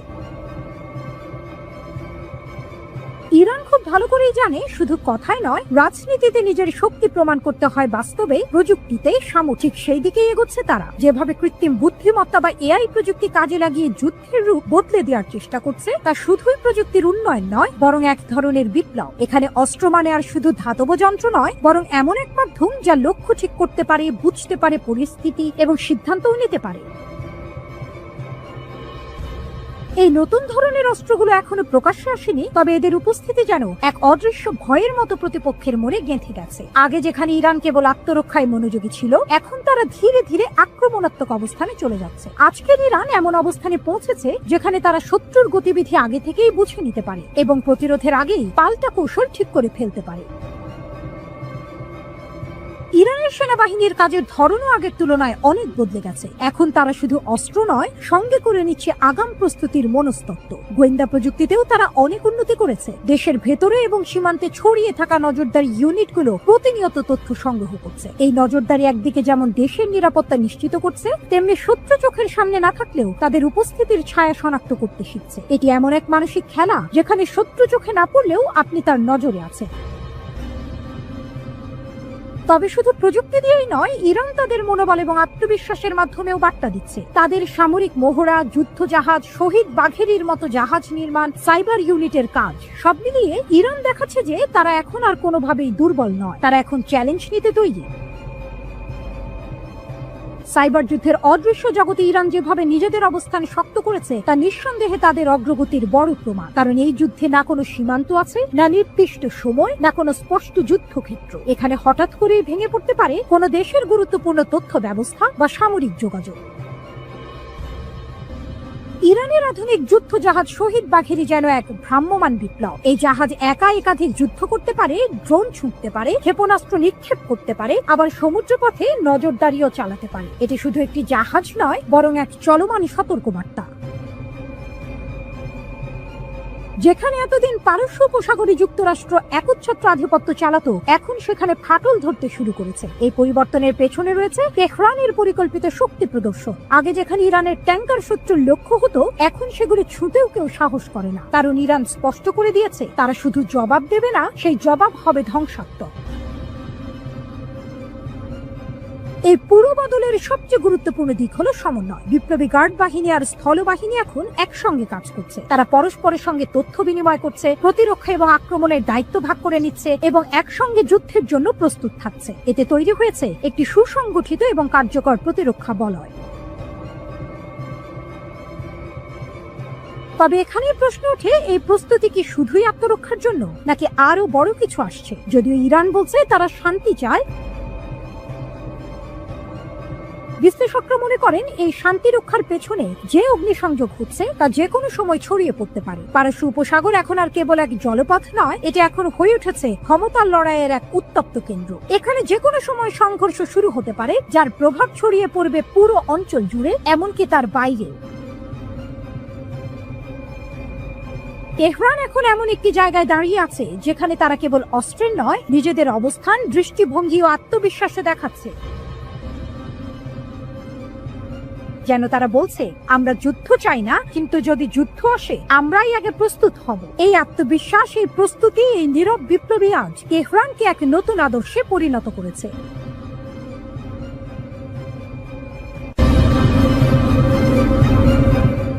বাঘ শক্তিশালী হলেও মৌমাছির ঝাঁকটাকে পরাস্ত করতে পারে। ইতিহাসের এই সরল সত্যটি যেন বারবার শক্তিশালী রাষ্ট্রগুলোর ঔদ্ধত্যকে চূর্ণ করে দেয়। নেপোলিয়ন বা হিটলারের মতো ক্ষমতাধর শাসকরাও শেষ পর্যন্ত পরাস্ত হয়েছিলেন। বর্তমান প্রেক্ষাপটে ডোনাল্ড ট্রাম্পের ইরানকে ধ্বংস করার হুমকির পরিপ্রেক্ষিতে এই ঐতিহাসিক সত্যটি আরো বেশি প্রাসঙ্গিক হয়ে উঠেছে। প্রশ্ন জাগে, ইরান কি সত্যিই এত সহজে ধ্বংস করা যায়? ইরান প্রাচীন পারস্যের উত্তরাধিকারী, পৃথিবীর অন্যতম প্রাচীন সভ্যতা। ভৌগোলিকভাবে পাকিস্তানের প্রায় দ্বিগুণ এই দেশটি গত 5 শতাব্দী ধরে বহু সাম্রাজ্যের আক্রমণের শিকার হয়েছে। রোমান, আরব, মঙ্গল, তুর্কি, রাশিয়ান, এমনকি ব্রিটিশ শক্তিও ইরান দখলের চেষ্টা করেছে। কিন্তু আশ্চর্যজনকভাবে কেউই ইরানকে সম্পূর্ণরূপে পদানত করতে পারেনি। ইতিহাস সাক্ষী প্রাচীন পারস্য সাম্রাজ্য কতটা শক্তিশালী ছিল। এমনকি সাদ্দাম হোসেনও 8 বছর রক্তক্ষয়ী যুদ্ধ চালিয়েও ইরানকে জয় করতে পারেনি। আজকের দিনে পশ্চিমা বিশ্ব ইরানের ওপর একের পর এক নিষেধাজ্ঞা আরোপ করছে, কিন্তু এত চাপ সত্ত্বেও ইরান পশ্চিমা দেশগুলোর রক্তচক্ষুকে উপেক্ষা করে টিকে আছে। এর কারণ কি শুধুই সামরিক শক্তি, নাকি ইরানের এই স্থিতিশীলতার পেছনে অন্য কোনো রহস্য লুকিয়ে আছে? আসলে ইরানকে জয় করা এত কঠিন হওয়ার পেছনে একাধিক কারণ বিদ্যমান। এর মধ্যে সবচেয়ে গুরুত্বপূর্ণ হলো দেশটির ভৌগোলিক অবস্থান। ইরানের দক্ষিণ ও পশ্চিম সীমান্ত জুড়ে বিস্তৃত জাগ্রস পর্বতশ্রেণী প্রায় 1600 কিলোমিটার দীর্ঘ। এটি উপকূল রেখা থেকে শুরু করে ইরাক ও তুরস্ক পর্যন্ত বিস্তৃত এবং ইরানের জন্য এক দুর্ভেদ্য প্রাকৃতিক প্রাচীর হিসেবে কাজ করে। এই পুরো পার্বত্য এলাকা পাথুরে এবং সহজে অতিক্রম করা যায় না। কৌশলগতভাবে গুরুত্বপূর্ণ বিষয় হলো এই পর্বত শ্রেণীর পাদদেশে অবস্থিত খোজেস্তান প্রদেশ ইরানের বৃহত্তম তেল ভান্ডার। 1979 সালের ইসলামিক বিপ্লবের সুযোগ নিয়ে 1980 সালে সাদ্দাম হোসেন ইরান আক্রমণ করেছিলেন। তার পরিকল্পনা ছিল প্রথমে খোজেস্তানের তেল ক্ষেত্র দখল করে ধীরে ধীরে ইরানের অভ্যন্তরে প্রবেশ করে অন্যান্য শহরগুলো দখল করা এবং শেষ পর্যন্ত ইসলামিক বিপ্লবকে নস্যাৎ করা। কারণ সেই সময় ইরানের আয়াতুল্লাহ খোমেনি অন্যান্য আরব দেশগুলোতেও ইসলামিক বিপ্লবের আহ্বান জানিয়েছিলেন, যা সেখানকার রাজতান্ত্রিক শাসনের জন্য হুমকি স্বরূপ ছিল। এমনকি আরব দেশগুলো ছাড়াও ব্রিটেন ও আমেরিকা ইরানের বিরুদ্ধে যুদ্ধে সাদ্দামকে সমর্থন জুগিয়েছিল। যুদ্ধের শুরুতে সাদ্দাম হোসেন ইরানের অবকাঠামো ধ্বংসের উদ্দেশ্যে ব্যাপক বোমা বর্ষণ করেন, কিন্তু একটি দেশকে দখল করতে সামরিক অভিযানের বিকল্প নেই। প্রথম 2 বছরে ইরাকি বাহিনী ইরানের পশ্চিমাঞ্চল সহ খোজেস্তান দখল করতে সক্ষম হয়েছিল, কারণ বাগদাদ থেকে ইরাকি সেনাদের কাছে সহজে রসদ সরবরাহ করা যাচ্ছিল। কিন্তু ইরানের অভ্যন্তরে প্রবেশ করতে গিয়ে তারা বাধার সম্মুখীন হয়। সেই দুর্ভেদ্য বাধা ছিল জাগ্রস পর্বত শ্রেণী। ইরাকি সেনারা বহু চেষ্টা করে এই পাহাড় অতিক্রম করে ইরানে প্রবেশ করতে ব্যর্থ হয়।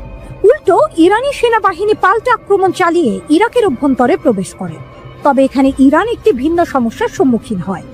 ইরানের প্রধান ডিপো ও শহরগুলো জাগ্রস পর্বতের বিপরীত দিকে অবস্থিত হওয়ায় সেনাদের কাছে সময় মতো রসদ সরবরাহ করা কঠিন হয়ে পড়ে।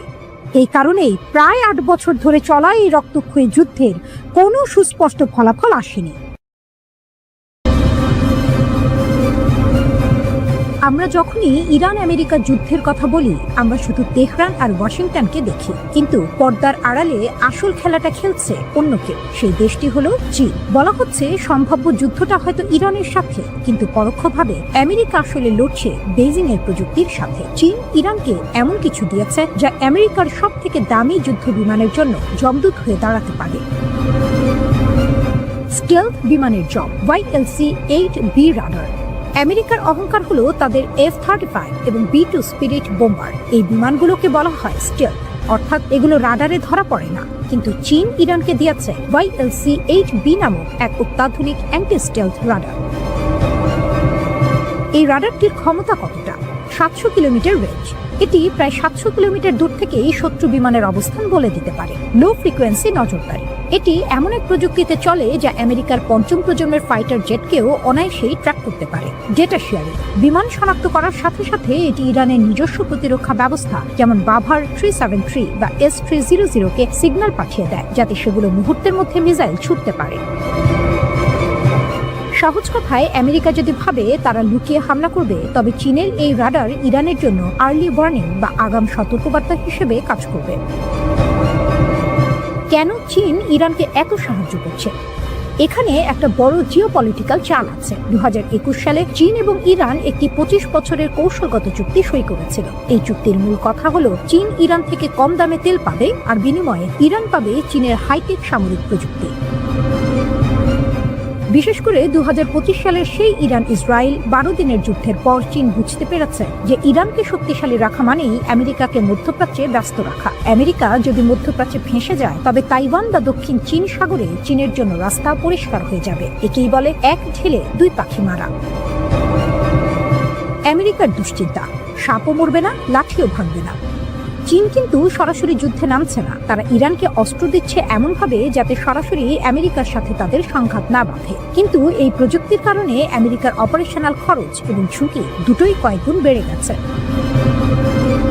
প্রতিরক্ষা বিশেষজ্ঞরা বলছেন চীনের এই রাডার সিস্টেম পুরো মধ্যপ্রাচ্যের যুদ্ধের সমীকরণ বদলে দিয়েছে। আগে আমেরিকা আকাশসীমায় একচ্ছত্র আধিপত্য করত, কিন্তু এখন তাদের প্রতিটি পদক্ষেপ বেজিং এর রাডারের তলায়। ভাবুন একবার, কোটি কোটি ডলারের F-35 যদি সাধারণ এক চীনা রাডারের কারণে ধ্বংস হয়ে যায়, তবে আমেরিকার বিশ্ব জোড়া সম্মানের কি হবে? ডোনাল্ড ট্রাম্প হয়তো ভাবছেন তিনি ইরানকে একাই সামলে নেবেন, কিন্তু চীনের এই অদৃশ্য হাত যদি ইরানের পেছনে থাকে, তবে এই যুদ্ধ আমেরিকার জন্য ভিয়েতনাম বা আফগানিস্তানের চেয়েও বড় দুঃস্বপ্ন হয়ে দাঁড়াতে পারে।